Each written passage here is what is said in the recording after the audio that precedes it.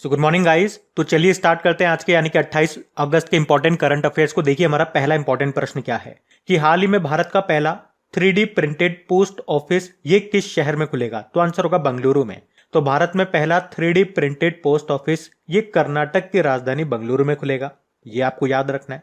और इस 3D printed post office से एक पारंपरिक मॉडल के निर्माण पर खर्च की गई राशि को 1/4 तक कम करने की उम्मीद है। मतलब पारंपरिक तौर पे जैसे हम ईंट पत्थर से जो पोस्ट ऑफिस बनाते हैं उसमें मान लो 100 रुपए का खर्च आता है, तो इस 3D प्रिंटेड पोस्ट ऑफिस को बनाने में 75 रुपए का खर्च आया है।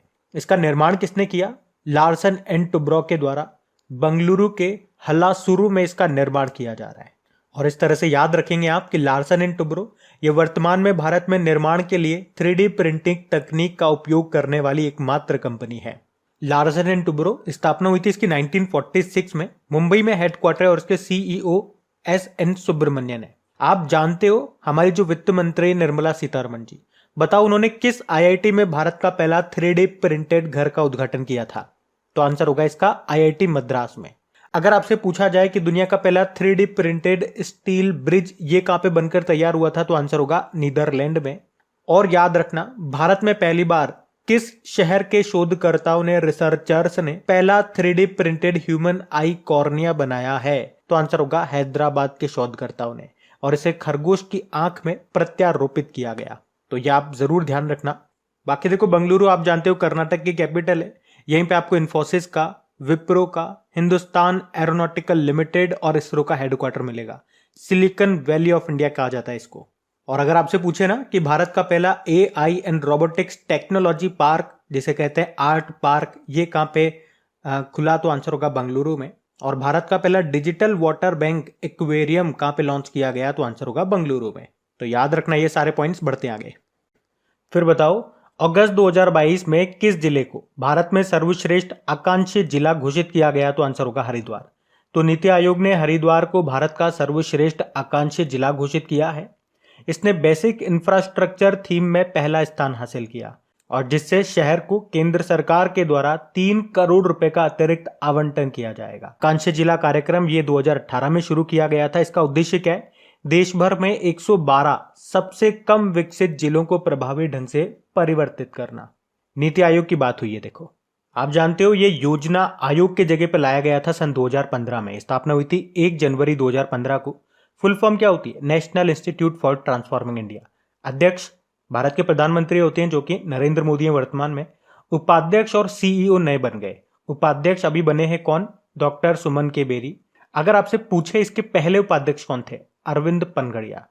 सीईओ की बात करें नए बन गए परमेश्वरन अय्यर। किनकी जगह आए? अमिताभ कांत। अमिताभ कांत से भी याद रखना G20 के लिए भारत का शेरपा बना दिया गया उनको। और इसके पहले सीईओ कौन थे? सिंधु खुल्लर थे। आपको याद होगा कुछ समय पहले नीति आयोग ने राज्य ऊर्जा और जलवायु सूचकांक जारी किया था। उसमें बड़े राज्यों में गुजरात टॉप पे था, छोटे राज्यों में गोवा और यूनियन टेरिटरी में चंडीगढ़ टॉप पे था। और नीति आयोग ने ही निर्यात तैयारी सूचकांक 2021 एक्सपोर्ट प्रिपेयर्डनेस इंडेक्स 2021 को अभी जारी किया था, जिसमें टॉप पे गुजरात था। तो ये सारे पॉइंट्स आप ध्यान रखना, बढ़ते हैं आगे। अच्छा बताओ अभी अगस्त 2022 में IDFC फर्स्ट बैंक के मैनेजिंग डायरेक्टर के रूप में किसे नियुक्त किया गया? तो आंसर होगा महेंद्र N शाह को। तो अभी IDFC फर्स्ट बैंक ने महेंद्र शाह को अपना मैनेजिंग डायरेक्टर नियुक्त किया है। ये किनका स्थान लेंगे? सुनील कक्कड़ का स्थान लेंगे। आप जानते हो अभी यूनिटी स्मॉल फाइनेंस बैंक के मैनेजिंग डायरेक्टर और CEO कौन बने थे? तो आंसर होगा इंद्रजीत कैमोत्रा। और SBI जनरल इंश्योरेंस के MD CEO बने थे पारितोष त्रिपाठी। और इंटेलिजेंसी ब्यूरो के नए प्रमुख बने थे Tapan Kumar Deka. IDFC first bank की बात करें स्थापना होती है सन 2015 में।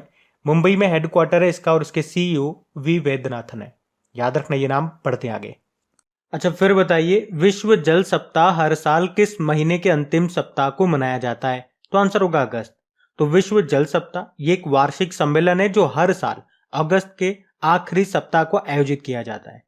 2022 में यह आयोजन 23 अगस्त से 1 सितंबर तक हो रहा है। इसका उद्देश्य क्या है? दुनिया का ध्यान जल संकट और जल के सतत उपयोग की ओर आकर्षित करना। ये स्टॉकहोम इंटरनेशनल वाटर इंस्टीट्यूट के द्वारा आयोजित किया जाता है। पहली बार 1991 में आयोजित किया गया था ये। अच्छा 2022 में इसकी थीम क्या है? Seeing the unseen the value of water. आप जानते हो वर्ल्ड वाटर डे हम कब मनाते हैं? 22 मार्च को मनाते हैं, जिस दिन बिहार दिवस भी होता है। और अभी देश का पहला हर घर जल प्रमाणित जिला कौन सा बना था? मध्य प्रदेश का बुरहानपुर। और अगर पूछे देश का पहला हर घर जल प्रमाणित राज्य कौन सा बना, तो आंसर होगा गोवा। और प्रमाणित यूनियन टेरिटरी पूछेंगे तो आंसर हो जाएगा दादरा व नागर हवेली व दमन व दीव। और पूछे जल जीवन मिशन के तहत 100वां हर घर जल वाला जिला कौन सा बना था, तो आंसर होगा हिमाचल प्रदेश का चंबा जिला। वैसे जल जीवन मिशन ये कब लॉन्च हुआ था? 2019 में। उद्देश्य क्या है? 2024 तक हर घर नल कनेक्शन करना। और हमारे जल शक्ति मंत्री कौन है? गजेंद्र सिंह शेखावत है। चलो बताओ, अभी भारत का पहला अमृत सरोवर ये कहां बना? उत्तर प्रदेश के रामपुर में। और आप जानते हो दुनिया का सबसे प्रतिष्ठित जल पुरस्कार कौन सा है, जिसे नोबेल प्राइज ऑफ वाटर भी कहा जाता है? यह है स्टॉकहोम जल पुरस्कार। और 2022 का ये पुरस्कार जीता था प्रोफेसर विल्फ्रेड ब्रुट्सर्ट ने।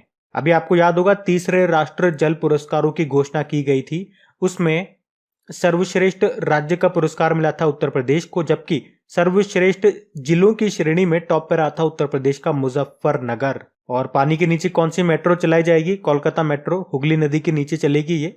और बताओ जल मेट्रो परियोजना वाला भारत का पहला शहर कौन सा है? तो आंसर होगा कोच्चि। और भारत की पहली वाटर टैक्सी सेवा का उद्घाटन कहां पे किया गया था? मुंबई में किया गया था। और वाटर प्लस सर्टिफिकेट पाने वाला पहला शहर कौन सा है? इंदौर है।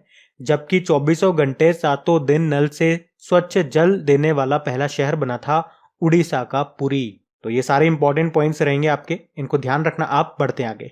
अच्छा फिर बताओ, इंडियन ऑयल कॉर्पोरेशन ये किस वर्ष तक शुद्ध शून्य परिचालन कार्बन उत्सर्जन का लक्ष्य हासिल करने के लिए 2 लाख करोड़ रुपए का निवेश करेगा? तो आंसर होगा 2046। तो इंडियन ऑयल कॉर्पोरेशन ये 2046 तक शुद्ध शून्य परिचालन कार्बन उत्सर्जन का लक्ष्य हासिल करने के लिए 2 लाख करोड़ रुपए का निवेश करेगा।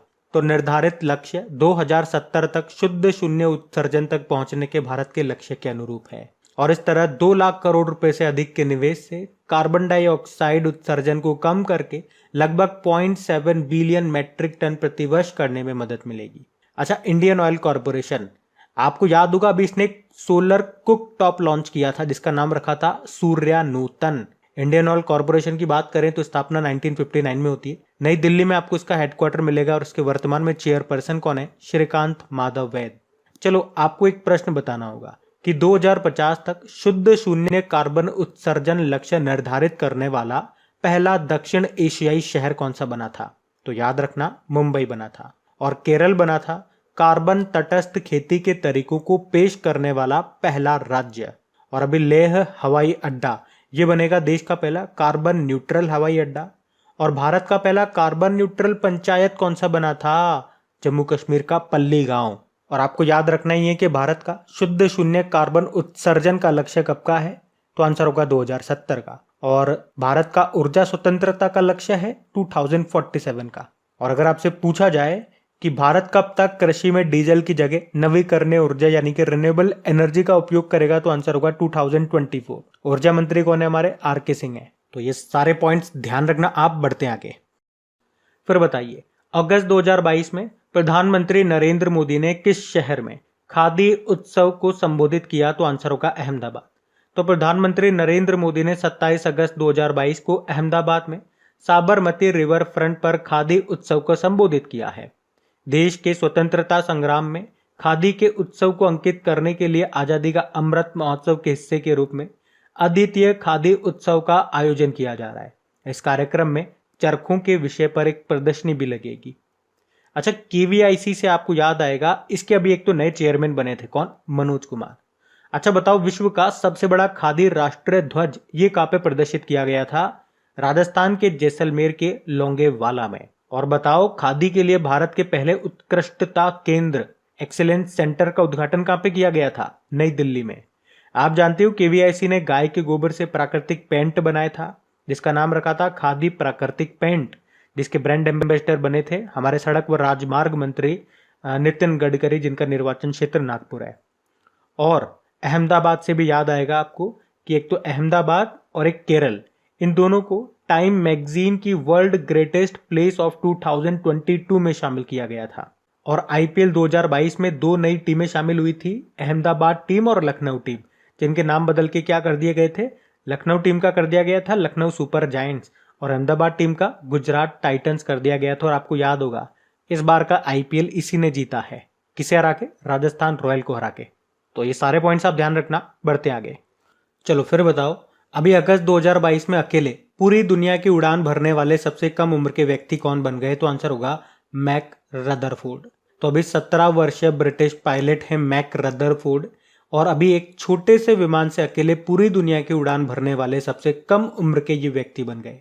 कितनी उम्र है? 17 साल, मात्र 17 साल। उन्होंने ये रिकॉर्ड केवल 150 दिनों में बनाया। उन्होंने अभी 23 मार्च 2022 को बुल्गारिया की राजधानी सोफिया से अपनी यात्रा शुरू की और अभी अगस्त 2022 में यहीं अपने विमान को उतारा। तो इस उड़ान से रदरफोर्ड ने 5 महाद्वीपों के 52 देशों की यात्रा की। अच्छा, रदरफोर्ड से आपको एक नाम याद आएगा, ये प्रश्न कई बार एग्जाम में पूछा जाता है, साइंस का है। प्रोटॉन की खोज किसने की थी? याद आया, अर्नेस्ट रदरफोर्ड ने। बाकी इलेक्ट्रॉन की खोज किसने की थी ये भी बता दो, जे थॉमसन। और न्यूट्रॉन की जेम्स चैडविक ने। आप जानते हो राफेल उड़ाने वाली पहली भारतीय महिला पायलट कौन है? शिवांगी सिंह है। और भारत की पहली महिला उड़ान परीक्षण इंजीनियर कौन बनी थी? आश्रिता वी ओलेटी बनी थी। और नॉर्थ पोल उत्तरी ध्रुव के ऊपर उड़ान भरने वाली पहली भारतीय महिला कौन बनी? जोया अग्रवाल। बाकी आप जानते हो अभी सेसिल नदजे बेट, ये कैमरून की कार्यकर्ता है, अभी Wangari Maathai forest champion award मिला था। सिंथिया रोसेंजवेग, ये इंपॉर्टेंट नाम है, विश्व खाद्य पुरस्कार 2022 जीता इन्होंने। और sir David Attenborough champions of the earth life time achievement award दिया गया इन्हें, किसके द्वारा? यूनाइटेड नेशन एनवायरमेंट प्रोग्राम के द्वारा। याद रखना ये सब। बढ़ते आगे। चलो बताओ, अगस्त 2022 में 28वां अबू धाबी मास्टर्स शतरंज टूर्नामेंट को किसने जीता? तो आंसर होगा अर्जुन एरिगेसी ने। तो भारतीय ग्रैंड मास्टर हैं अर्जुन एरिगेसी। इन्होंने भी 25 अगस्त 2022 को 28वां अबू धाबी मास्टर्स शतरंज टूर्नामेंट को जीत लिया। उन्होंने स्पेन के डेविड एंटोन गुइजारो को हराया। अर्जुन एरिगेसी ये किस राज्य के हैं? ये तेलंगाना के रहने वाले हैं। ये भारत के 54वें ग्रैंड मास्टर हैं और 2018 में तेलंगाना राज्य से पहले ग्रैंड मास्टर बने थे ये। और आप जानते ही हो हमारे पहले ग्रैंड मास्टर कौन है? विश्वनाथ आनंद है। और 2-3 पॉइंट इनसे जरूर याद रखना, जैसे कि इनकी बायोग्राफी है माइंड मास्टर। 1991-92 में पहला राजीव गांधी खेल रत्न पुरस्कार इन्हीं को मिला था। वैसे अभी इसका नाम बदल करके मेजर ध्यानचंद के नाम पे कर दिया गया। और इसमें पुरस्कार राशि कितनी मिलती है? पहले 7.5 लाख रुपए मिला करती थी, अभी बढ़ के 25 लाख रुपए हो गई है। अभी विश्वनाथ आनंद को फिडे का वाइस प्रेसिडेंट भी बनाया गया था, ये भी याद रखना।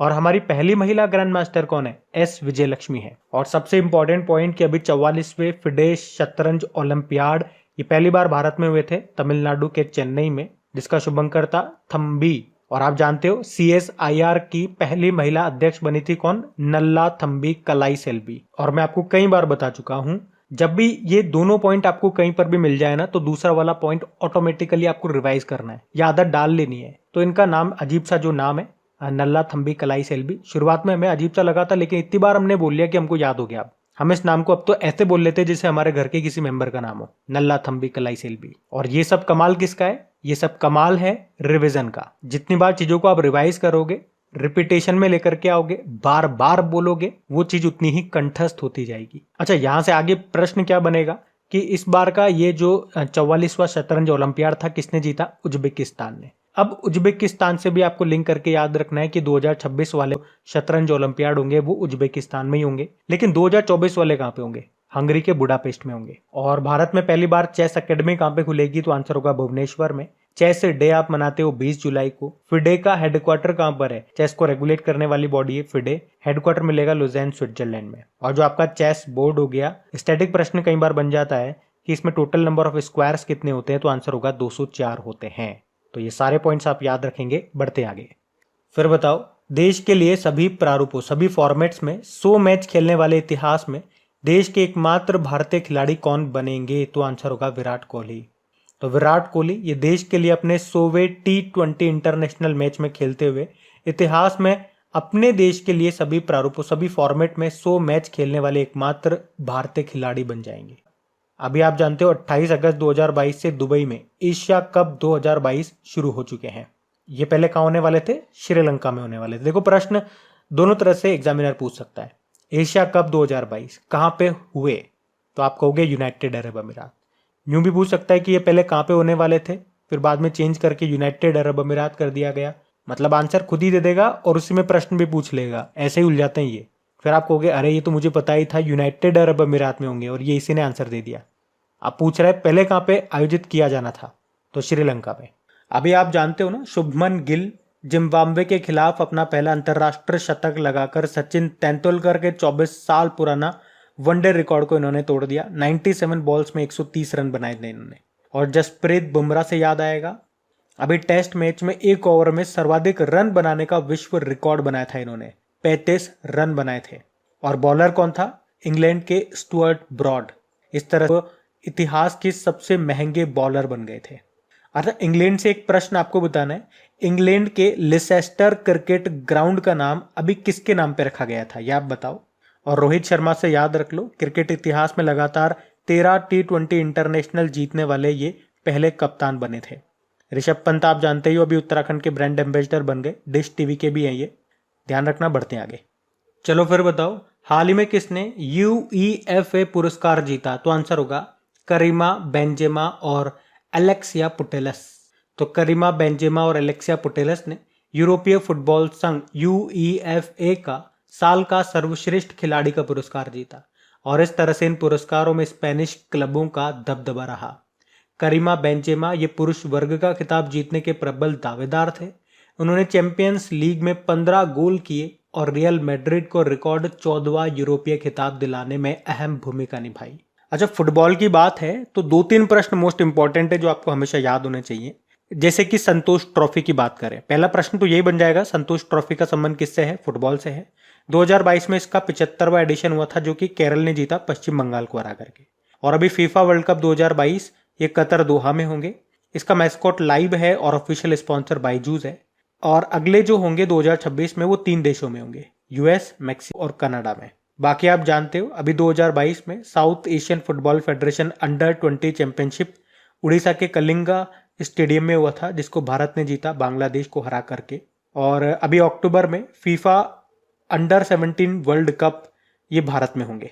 और अभी 2021-22 सीजन के लिए All India Football Federation men's footballer of the year चुना गया था सुनील छेत्री को, और महिलाओं में चुना गया था मनीषा कल्याण को।